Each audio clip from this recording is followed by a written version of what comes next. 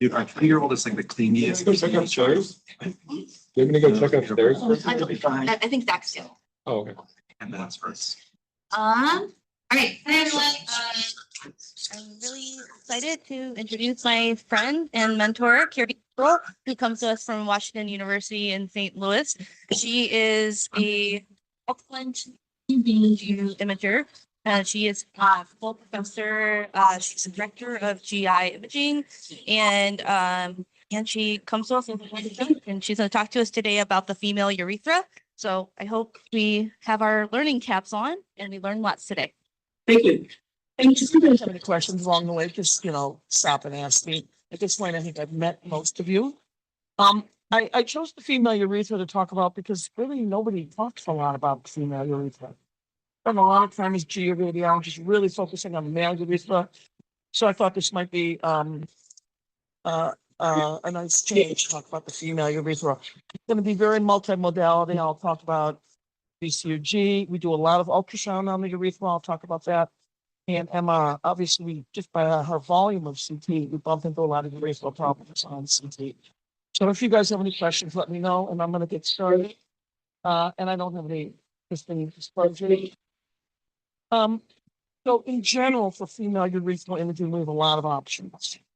The VCUG, voiding cystourethrogram, is great. The only problem is it only gives us information on things that are connected to the bladder and the urethra. They're super valuable, but a very limited field of view. Ultrasound is great for screening for both diverticula, solid urethral masses, urethritis. The area where ultrasound gets weak is when people have had multiple surgeries on their urethra. We're looking for one or multiple diverticular nets. At that point, ultrasound can become somewhat confusing in putting it all together. MRI is probably our best study overall to look at the neck of a diverticula, a mass, its location, how it wraps around the urethra.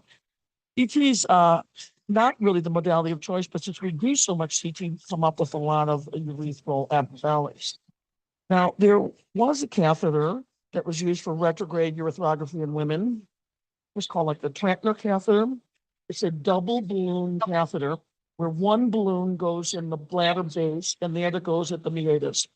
It's probably the closest thing I've ever done to torture in my life.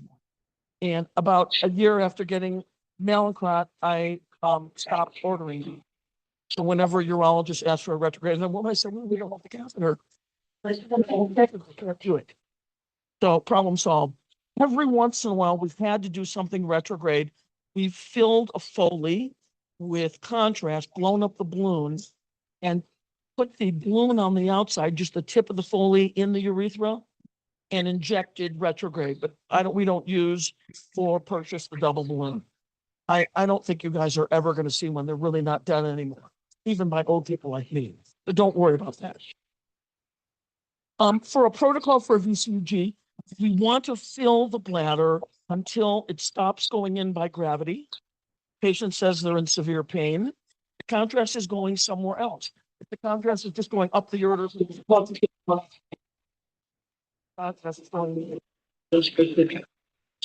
we're not filling the bladder. And then we stop there, and then we'll get images. I usually get images during voiding, then we remove the Foley, and we have this sort of female urinal device.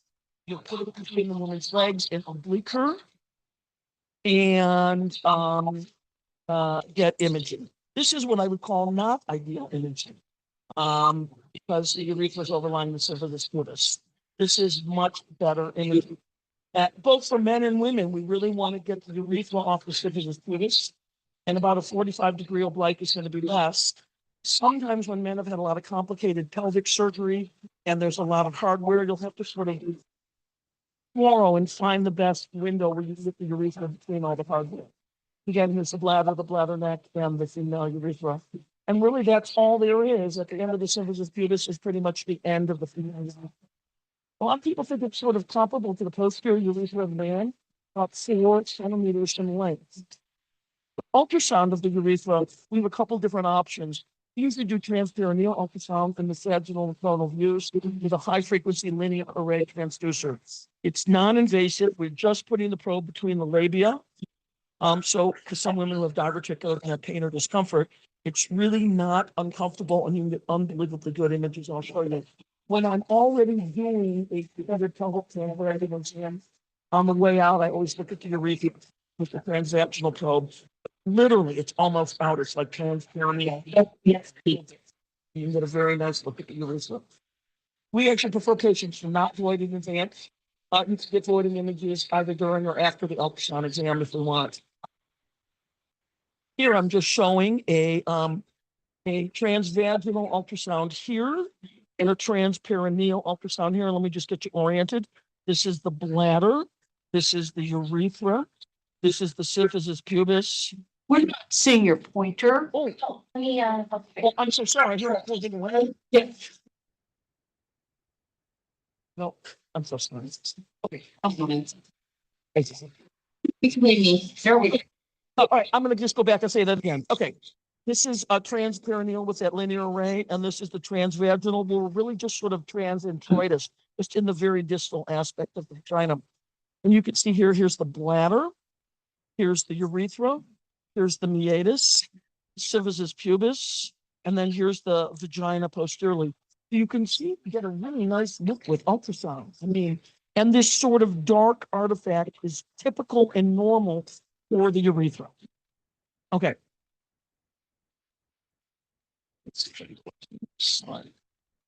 Okay, and here we are. I'm just showing another patient, a sagittal view here.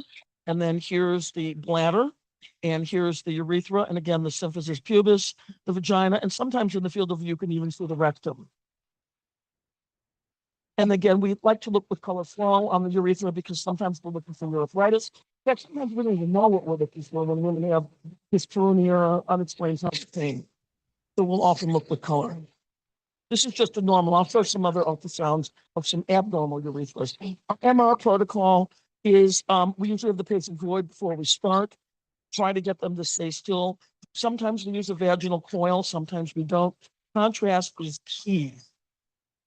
I'm going to go through some of the images of normal female urethra. There's 4 concentric rings in the female urethra. Let me just get you oriented here. Symphysis pubis, urethra, coil in the vagina, and the sort of rectum is being a little bit switched from the coil. There's the pubococcygeus and the puborectalis. And we're seeing just a little bit of that urethral pelvic ligament. They come off at the 3 and the 9 o'clock position. We're not seeing it real well. Does everybody kind of see where we are? It's kind of in the urethra, a little oriented. Okay. So just going from outside in, you can see there's a hypoechoic ring on the outside, which is longitudinal smooth and circular striated muscle. Then there's this sort of hyperechoic, little bit of a plump ring, which is composed of connective tissue and smooth muscle. Then there's another hypoechoic ring, which is composed of mucosal cells. And then in the very center, there's some like hyperechoic or some high intensity secretions. And we want to look for these sort of 4 different signal areas when we're looking at a normal urethra. Okay, and here we go on a sagittal view. This is a normal urethra, bladder neck, urethra, symphysis pubis, coil in the vagina. And when you are doing vaginal coil images, we want the coil of the vagina, the coil in the vagina, to cover the area of the urethra. We don't want the coil hanging out, and we don't want it like all the way up near the spleen. So you want the artifact from the coil to cover the cranial long distance of the urethra. So as we know, the female urethra is about 4 centimeters in length. It has transitional epithelium proximally and stratified squamous epithelium distally. Post-GAD T1 images are really going to be key, and I'll show a lot of those. There are numerous peri and paraurethral glands around the urethra. And I pointed out the urethral pelvic ligaments, but I'll point them out again. And then again, the vaginal coil should be in a good position. Okay, here we are here. I'm just showing a normal urethra here. And here, this is a nice look at the urethral pelvic ligament on the left, and then the urethral pelvic ligament on the right.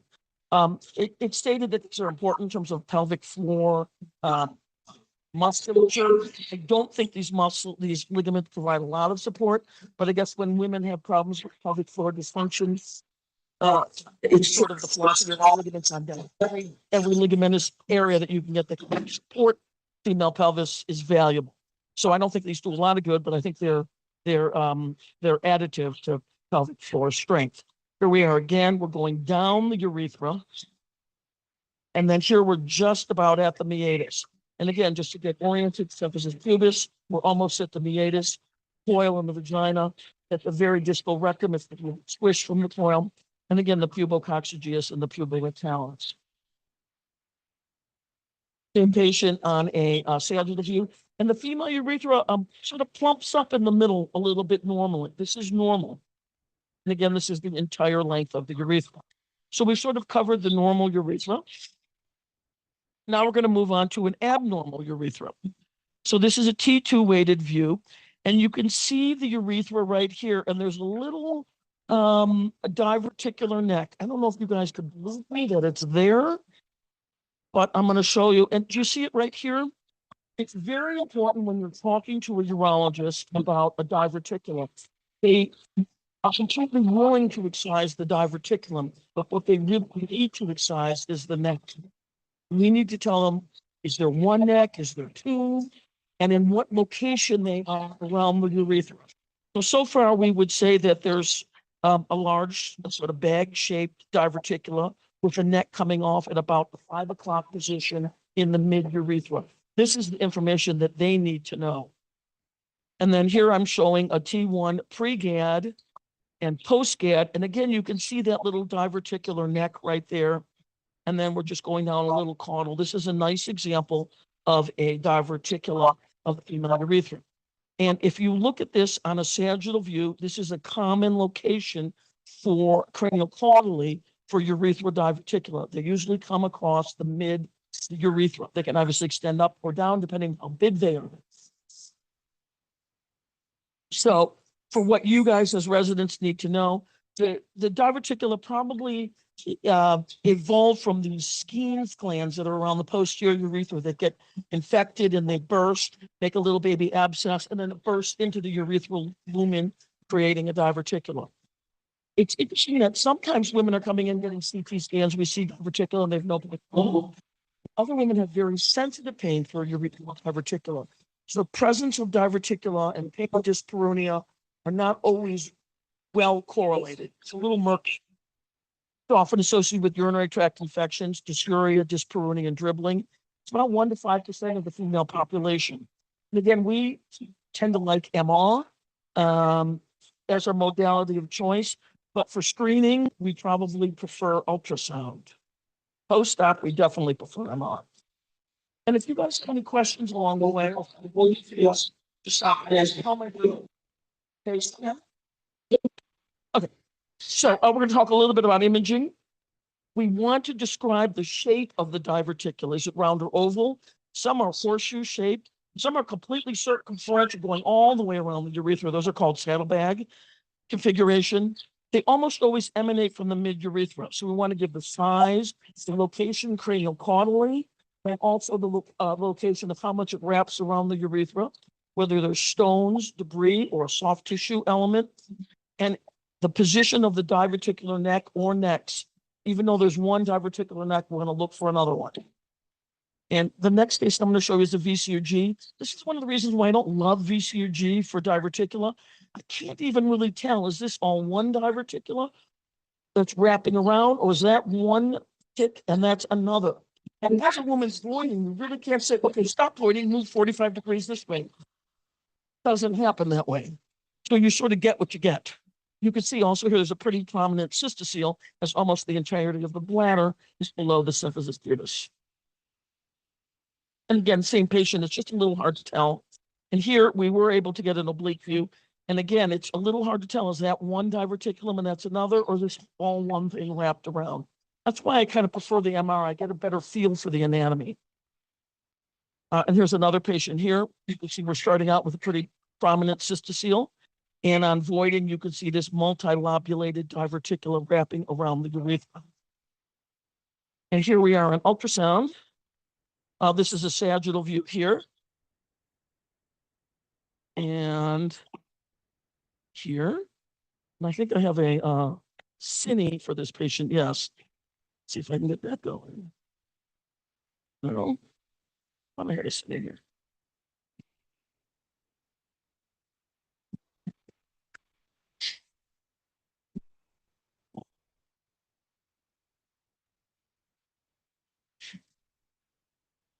Well, here's, you can see here's the urethra here and this multilobulated diverticula here. And try to space bar. No. No? This thing? All right, first of all, I need cine. Didn't we just look at that? Cine? Then just get into work. Okay, I'm not sure where to click. Okay, got it. We'll give it a second. We break the limits of his Can you like knowledge. right click on it? I might want to go through that again, but you can see here as we're it's a coronal view on a transperineal. Where? Oh, there we go. Here we go. Bladder, urethra, and multiple diverticula on the right and on the left. You can see you get a really nice look with this transperineal ultrasound. All right, it looks like you get an arrow or a cine. Yes. Okay. Okay. So, let's just see, are we, so I can't do both. Okay, fine, let's just move on. This is just a different patient here, and we're looking at a post-contrast T1 weighted view. That's the urethra here. You can see that diverticular neck, also kind of similar to the 5 o'clock position, sort of wrapping around the posterior aspect of the urethra. And here we're going down a little lower. And this is the same patient post-treatment. There's a little leak, but the diverticula itself has been successfully excised. This is a different patient. It's a 63-year-old woman with pain and dribbling. She had a diverticula at the 4 o'clock position. I'll show that. And here we're moving down. See a little bit of the diverticula here. And then there's the neck coming out here. The diverticula is septated. We sometimes see that here. And then here you can also see down low in the perineum, she has a little Skene's gland. Remember, the Skene's glands are at the very tip of the meatus. The Bartholin's glands are at the like the level of the labia majora. So I always think Bartholin behind. The Bartholins are behind the Skenes. So here's a Skene, and then I'm just going to show you a little Bartholin's gland. You happen to have one on each side. So we usually just comment on them. This is just the same patient, and I'm showing the diverticula here, and I'm also showing the Bartholin. Just so that you have some working knowledge where the Skene's glands are, where the Bartholin's glands are, just for, exam purposes. Okay. Diverticular complications. They can get infected. When we see infected diverticula, they can look irregular walls, fluid debris levels, wall thickening. They can develop stones, not common, but we do see it. And then the rare diverticular that has a malignant transformation. It's probably less than 5% of all urethral carcinomas emanate from the diverticulum. It's not common. Most are going to be adenocarcinomas. From our point of view, I don't think the matters of this adenocarcinoma stage. Sort of urethral cancer, we'll move forward. All right, I'm going to show a couple more images here. Here we're looking at a 35-year-old with dysuria who has this C-shaped diverticula. That's the urethra right there. And you can see on the post-GAD images, the wall of the diverticula is a little thick, and there's sort of like a fluid debris level. And this was when it was excised, was infected and ulcerated. And I want you to notice again, as we're looking at the sagittal views, the diverticula are usually in the mid portion of the urethra. We'll come back to this later. Here we are, this infected diverticula here with the fluid debris level. And you can see it here, super thick, irregular walls, some stranding. And this one even has almost like a little baby abscess posterior to it. Stick to CT where we run into this diverticular. You can see it's sort of a C-shaped here, and it has a little stone in it. Stones are a little hard for us to see on MR. I actually have one MR where we'll see some stones, but you can sometimes see them. And again, this woman was asymptomatic. We were doing a CT for some other reason. And then on delayed views, you can see it's filling with contrast, which can occur commonly in these diverticular. This is just a different patient. Here was the urethral diverticular we bumped into on CT. Enhancing rim. Maybe this is one's infected too. And again, I just want to show it to you on a coronal view. So just sort of be ready to sort of be comfortable with this imaging here. And again, they're not down in the very distal aspect of the urethra. That we need to remember that, to come back to that later. This is a 68-year-old woman who presented with pain and bleeding. You can see there's a diverticular. Maybe it's a little bit more lobulated on the left, but there's nothing here that was really bothering me. I went back and looked at this, and nothing was really bothering me. This is the same patient a couple years later. And for the residents, this is the T1 pre-GAD, and this is the T1 post-GAD. What's going on around this urethra? Enhancing mass. Yeah, there's something bad going on here. There's just a mass extending all the way from the anterior aspect, all the way to the urethral pelvic ligaments, all the way to the vaginal wall, wrapping around a big mass. This whole diverticula became malignantly transformed. And again, we went back and looked at the original one, and we're still not sure if there was something subtle we missed or not. Probably nowadays, I would probably lean more in MR imaging on diffusion at some of these diverticula, if that would help. This is just the same woman where you can see this irregular mass here on the left side, which was an adenocarcinoma in a urethral diverticulum. And people sort of grade the malignancies by how much of the urethra they involve. This wasn't involving the entire length. When it's involving just the distal urethra, they tend to be slightly less complicated. The lymph nodes should go to but this was a more complicated one. We're switching gears here. We're doing a VCUG. This woman had years of avoiding difficulty. She had biopsies which just showed inflammation, and she had a urethral meotomy and a vaginal flap urethroplasty, and she has a little urethral stricture. We see them super rare in women. As you guys know, we see urethral strictures in men, not uncommonly. This is a rare occurrence in women. We do occasionally see it. Just wanted you to see what it looked like. Urethral stricture here.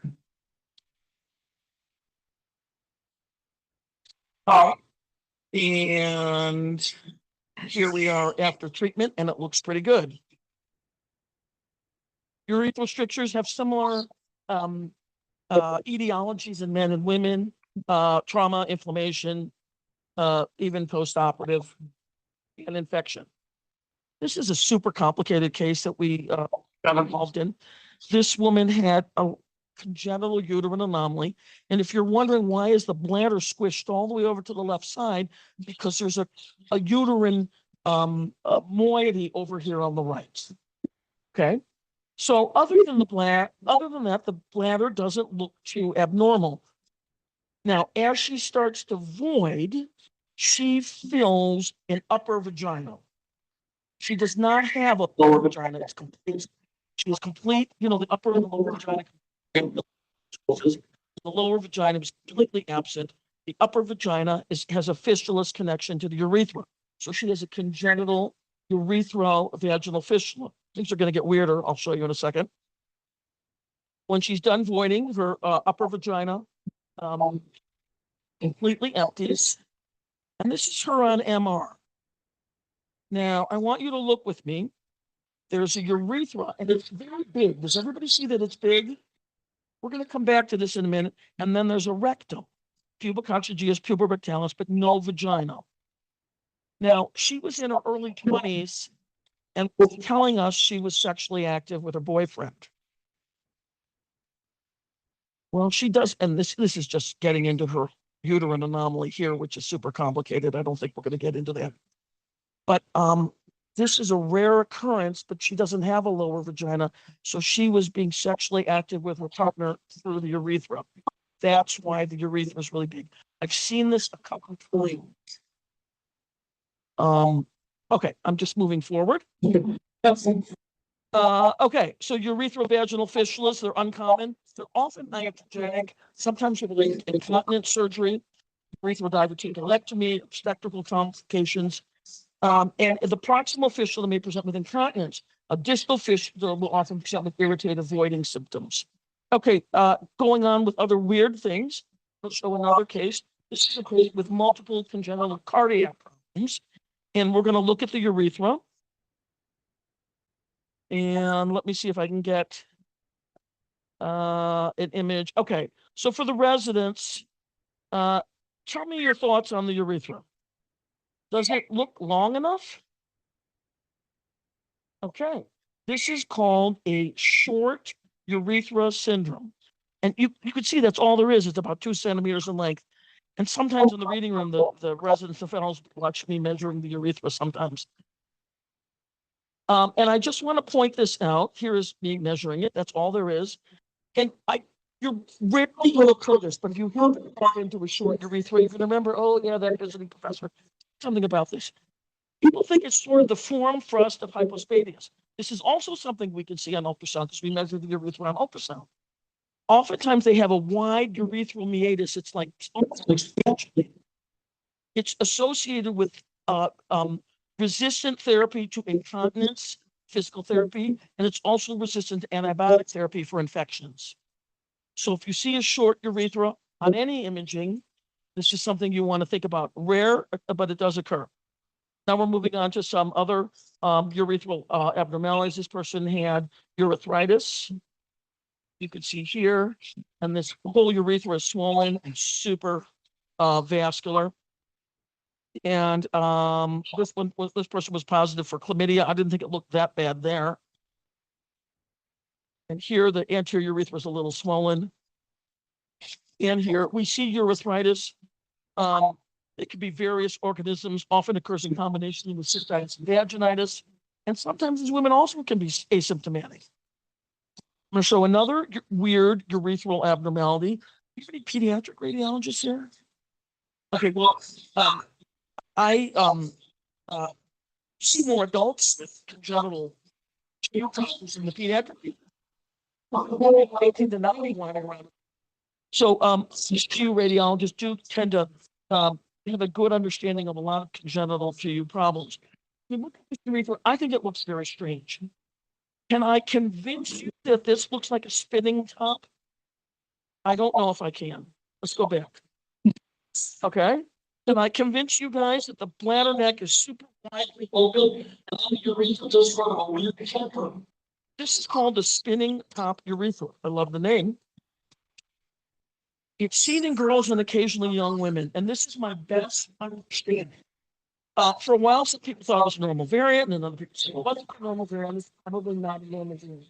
There's probably some sort of underlying bladder problem where the distal sphincter remains closed, but that there's either a weak bladder neck tone and it opens up. So the bladder neck opens up, remains closed, and then it gets triangular spinning top shape. And these are often treated with anticholinergics, even antidepressants, and bladder training in most patients if we can get this identified. So you have to have some sort of awareness for that weird looking urethra. Some of these young women will also intermittently self-cath to help prevent infections. Okay, this woman presented with a pain in a bulge. You can see here's our urethra. And then this is probably the bulge. Does everybody see the bulge? And I'm going to show you a sagittal view. Okay, so the residents over here, what do you think this is?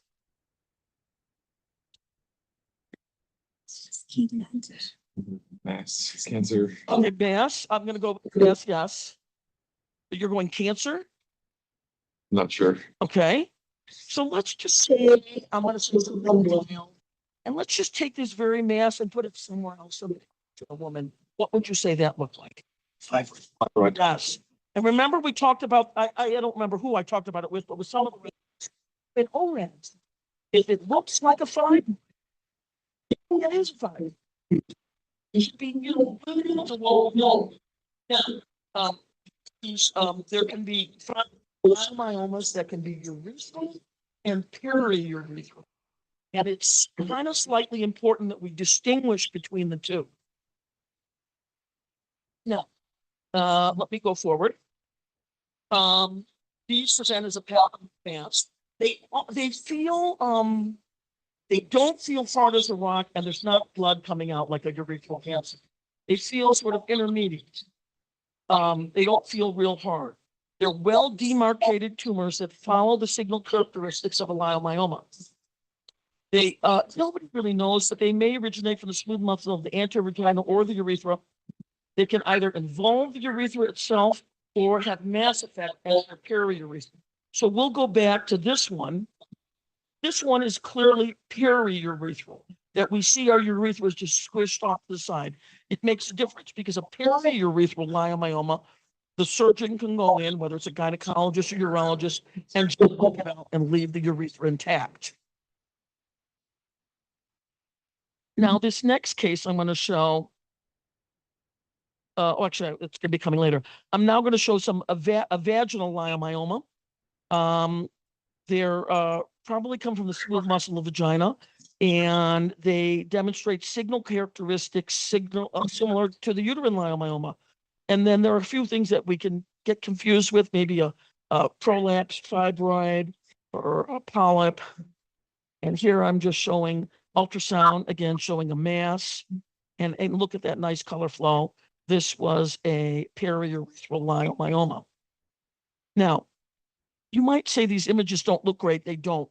I want to involve this case as a medical legal situation because the radiologist read this as I think a periurethral leiomyoma.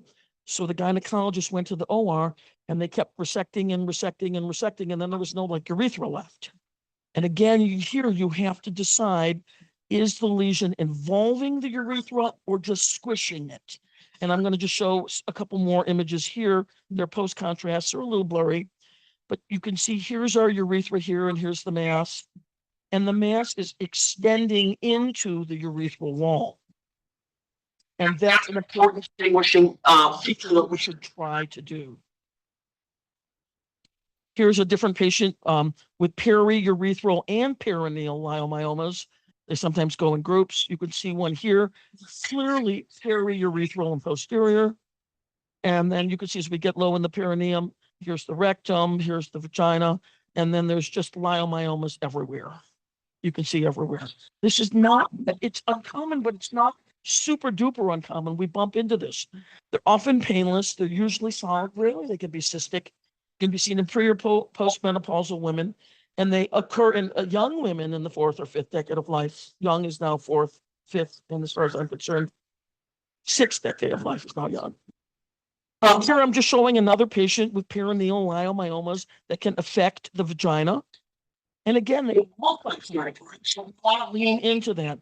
Again, if we were showing you diffusion imaging, it wouldn't look super worrisome. Here it is on a sagittal view.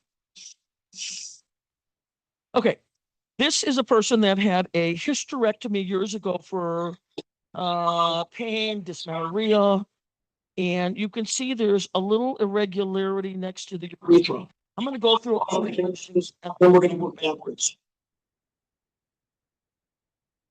And this study, I don't know why this study was done. It was done for some other reason. And you can see we're doing sort of a dynamic study, and there's sort of an enhancing lesion at the level of the urethra. And then I'm going to show a couple more images. And these are the same patient. So when there's this sort of irregular anterior mass extending from the vaginal cuff into the rectum, what does this look like? Simply Gardner's done cyst. It's enhancing. Endometriosis. Endometriosis. Every single time, endometriosis. So if this is endometriosis, now we'll work our way back. Normally, you want to look for that sort of abnormal signal extending from the torus uterinus into the rectum. But again, the uterus has been taken out. Probably for endometriosis. And you can rarely get endometriosis in the urethra. It's not common. It almost always occurs in women that have had some sort of pelvic surgery. Maybe they stay in that area. I don't know. It's rare. It's associated with deep pelvic endometriosis. That shouldn't surprise us. And patients present often having undergone either a hysterectomy or other gynecologic surgery. It's more often seen in the bladder than in the urethra, like way more. I've seen it in both. And they can have irritative voiding symptoms and suprapubic pain, discomfort. Okay, this is a 78-year-old woman with pelvic pain and bleeding. Now here's the urethra, and then there's this irregular mass here, and it's involving the urethra. Does everybody see that? This to me doesn't look like that. It has much more of an irregular, wraparound, poorly defined view. And this is a urethral carcinoma. It's seen most often in postmenopausal women. Obviously, there's an increased incidence with HPV and chronic urinary tract infections and even diverticulum. The urethral malignancies that involve just the distal third of the urethra are known as anterior urethral tumors, and the remainder are called entire urethral tumors. The anterior tumors have a better prognosis. They drain to the inguinal lymph nodes and treated with local surgical excision. The entire urethral tumors are much more extensive and low drainage, and it can even extend up into the aortics, and often requires a combination of surgery, chemotherapy, and even radiation. This is a different patient with a pain, a bleeding, and an ulcerated mass on exam. And again, this large mass here. And I'm showing a sagittal view. And this was also a urethral cancer involving the entirety of the urethra. This is a different patient with vaginal bleeding, a urethral mass. And you can see this, and this patient here with this big mass here pressing on the vagina, but not involving, and a big malignant looking node. And here's the same patient on a sagittal view, obviously extending all the way from the bladder base to the meatus. It's a different patient here. You can see there's a little mass here adjacent to the urethra here. Looks a little different than some of the lesions we've been seeing, sort of lobular. And this was a patient with ovarian cancer, and this was a biopsy-proven MET to the periurethral area from ovarian cancer. How often do we see metastases to the urethra? Not commonly, but with patients that have a primary, especially a pelvic primary, we do see it. This is a different patient here. You can see urethra and a little mass there. And you can see this abnormal post-contrast signal here. And on the PET, it was hot. And this was a metastatic endometrial cancer. So again, we bump into these. Periurethral metastatic disease, again, it's uncommon, often from bladder, cervical, vaginal, ovarian cancer, sometimes even melanoma. Hematogenous spread is rare. This is a different patient here. This is a 30-year-old with pelvic pain and a mass on exam. Okay. Now, what do you guys think this is? It's not connected to the urethra, right? It's medium sized and it's above the symphysis pubis. Is this the Gardner duct cyst? I think I heard this. Yes. Okay. If you say it enough times, one time it's gotta be right. You're right. Words that works. Obviously, before Gardner duct cyst is embryologically a retention cyst that arises from the lymph. It's in the anterolateral aspect of the vagina above the infloor. When we talk about okay, well, that will help you. Here's the solitary. They don't do a lot of urethral placement, but often asymptomatic. They can be associated with CPU abnormalities like unilateral renal agenesis. This is a person with pelvic pain. We're doing the study for the chicken. This is another diagnosis. This one's operated. When you look at it here, there's no connection to the urethra. This one might get infected. It's so well, it's breathing. Does everybody see that? But again, there's no tubular connection to the urethra. So this is a garbage access. There's a big one that's giving us it's okay. This one didn't follow instructions. You get nice fancy urethra, this fast. You're not posting one of next fast. And then those are garbage like this. There, it's very big. And this is a different patient with a little perineal nodule on this exam. And we see it here, little tiny cyst here. And this is a barf one. Again, barf is the sort of level of the vagina. Schemes are going to be at the level of weakness. There are treating like to be general sinus. They can leave the if they're located in the inferior aspect of the vagina, maybe you can leave the back or below the working on the thyroid structures up higher. They can often be sequenced. Here we are again. This is a different patient. Here's the urethral. Nice bulbous urethral limit.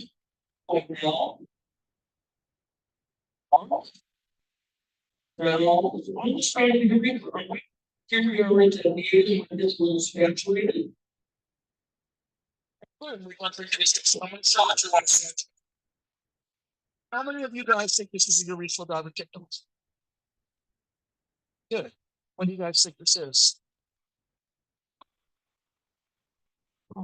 Here the urethral meatus. Yes. So the residence fast because these huge glands are the ones that burst into the urethra make the diverticulum. But this is how I think of it. This is not necessarily anything scientific. The stage glands get infected at the very tip of the meatus. It's just these ones that don't pop in the push up and into the urethra. So I have never ever seen it on the tip of the meatus.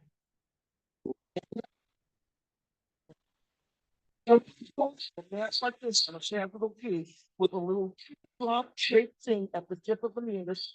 It's not a diverticulum. The skin gland cyst. Say that with tough. So everything is all with you.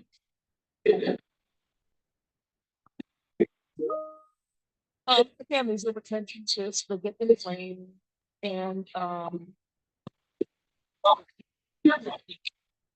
they open the urethra.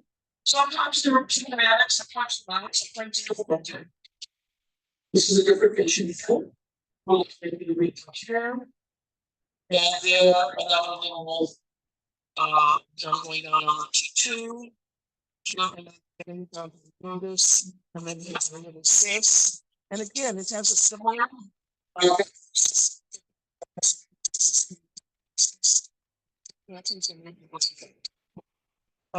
here's a different patient here.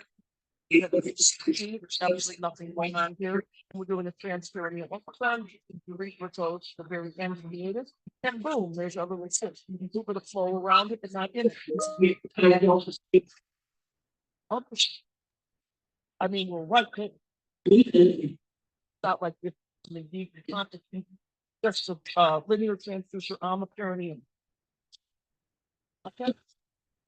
Is a skin gland cyst that has a bunch of little stones in it. You could see this sort of artifact from the low signal intensity from the multiple stones. Uncommon, but it does occur here too. What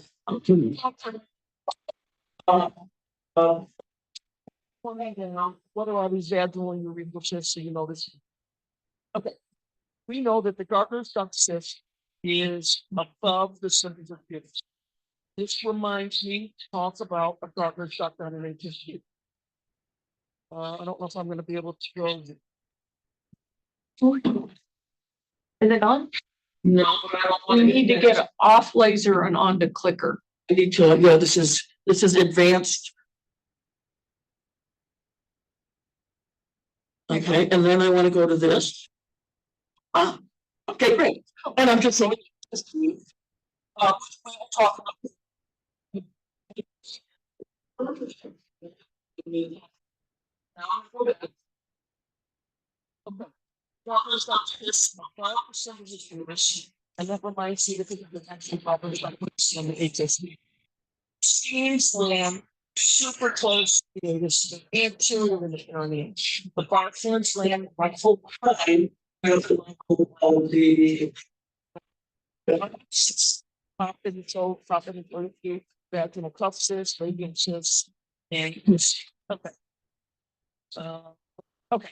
I'm just checking out and I'm showing the garment skin and the part so that we can all be on the same. This is sort of a popular thing to show up on different exams. I want you guys to have a good understanding of what this all looks like. Okay, pretty good. Yes. Okay, some of you are not in this. Great. Okay. This is the issue of looking at for hysterectomy, and this is called a vaginal cuff cyst. I read about why these and we never did that when I started, but late complication.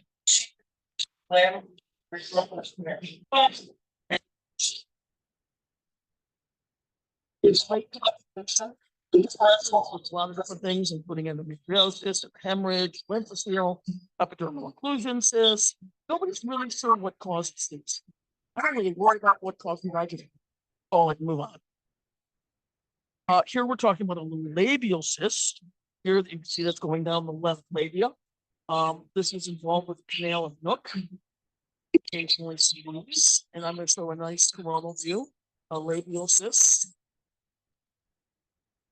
And this patient here, urethra here. And then there's some little things around the urethra, which I'm going to get to in a minute. Here and here. And these are periurethral varices. Now, varices in the female pelvis, I've seen varices in the cervix. I've seen periurethral varices. Obviously, there can be rectal and anal varices. And I don't have a great understanding of why someone developed varices from urethra. They're often asymptomatic. They can be associated with pain of vaginal bleeding. They don't have to. They can become problematic for swell, getting big, and some people refer to these as urethral hemorrhoids. They may or may not at all be associated with portal hypertension or pelvic congestion syndrome. Okay, I'm going to show one or two more weird things, and I'm just going to make this is a totally weird case. I remember we showed this, and all of us were looking at it. We were coming up with the weirdest.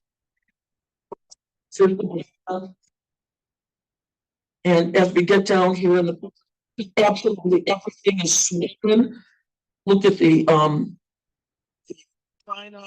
urethra is completely swollen here.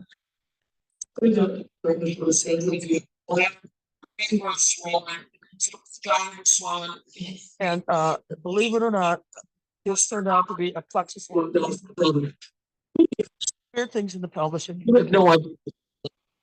It's a pop. It's just a maybe. They're unencapsulated tumors, so they often do. NF1, they can be large, if it's a variable, but sometimes well, one comment I want to make is when we're looking at diverticulum, little cystic areas in the vagina. You want to make sure we're not dealing with it. We'll see this very often, but just sort of to wrap up, I'd like you guys to remember what the leiomyomas look like in the urethra and the periurethral areas. If it looks like a leiomyoma, it's reasonably encapsulated, just lean into that and go with it. You're probably going to be right. Like what plants that emanate from the meatus. And then we've got the Bartholins that are behind and the Gartner stuff that are up a little high. And then there's some of the weird things that we talked about that just really well. Are there any questions you guys want to ask me about your periurethral imaging? You guys feel pretty good about some of these cystic lesions in the pelvis?